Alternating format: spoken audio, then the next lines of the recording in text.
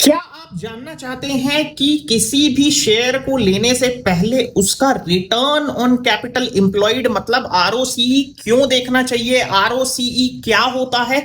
तो ये वीडियो आपके लिए है। आरओसीई जो है एक ऐसा इंडिकेटर है जिसको देख के आप पता लगा सकते हो कि कंपनी अपने कैपिटल को कितना इफिशिएंटली यूज कर रही है, मतलब कैपिटल को कितना अच्छे से यूज कर रही है। किसी भी कंपनी का आरओसीई अगर 20% से ज्यादा है तो कंपनी बहुत अच्छी है, और 10% से नीचे है तो यूं समझ लीजिए कंपनी बहुत ही वीक है। मैं चाहता हूं कि हम एक स्टेप बैक लें और हम जानें कि आरओसी आता कैसे है। अगर हमने ये जान लिया, शेयर का एनालिसिस करना बहुत आसान हो जाएगा। आरओसी के लिए निकालने के लिए हमें दो चीजों का ज्ञान होना जरूरी है। एक है प्रॉफिट एंड लॉस स्टेटमेंट, जिसको इनकम स्टेटमेंट भी कहते हैं, और दूसरा बैलेंस शीट। दोनों के बारे में मैं इस पेज पे बात कर चुका हूं, पर फिर भी मैं इस वीडियो में फिर से समझाऊंगा।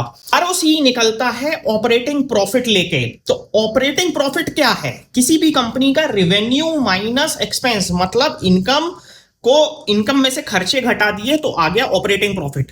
ध्यान रहे, ऑपरेटिंग प्रॉफिट में हम इंटरेस्ट और टैक्स माइनस अगर कर देते हैं तो हमें आ जाता है नेट प्रॉफिट, पर हमें नेट प्रॉफिट नहीं चाहिए। आरओसी कैलकुलेट करने के लिए हमें चाहिए ऑपरेटिंग प्रॉफिट। जब हम ऑपरेटिंग प्रॉफिट को टोटल कैपिटल इंप्लॉयड से डिवाइड करते हैं और मल्टीप्लाई बाय 100 करते हैं तो आता है आरओसी।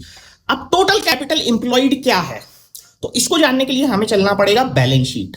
देखिए, जब मैं अपने पिछले वीडियोस में मैंने बैलेंस शीट समझाई थी, तो बैलेंस शीट इक्वेशन क्या होता है? Asset equal to equity plus liability. मतलब जानिए कि जैसे कोई भी कंपनी शुरू होती है तो कंपनी के मालिक हैं वो पैसा लेके आते हैं, जिसको बोलते हैं शेयर होल्डर इक्विटी, और दूसरा वो बैंक से लोन लेते हैं और फिर एसेट्स खरीदते हैं। तो asset equal to shareholder equity plus liability.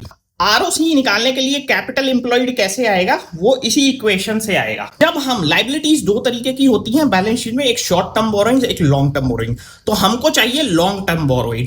तो कैपिटल एम्प्लॉयड होगा आपका equity plus long term borrowing या लॉन्ग टर्म डेब्ट। ये हो गया हमारा total capital employed. Operating profit को टोटल कैपिटल एम्प्लॉयड से डिवाइड करेंगे तो आ जाएगा आरओसी। तो आरओसी देखें और एनालिसिस करें। Stay tuned.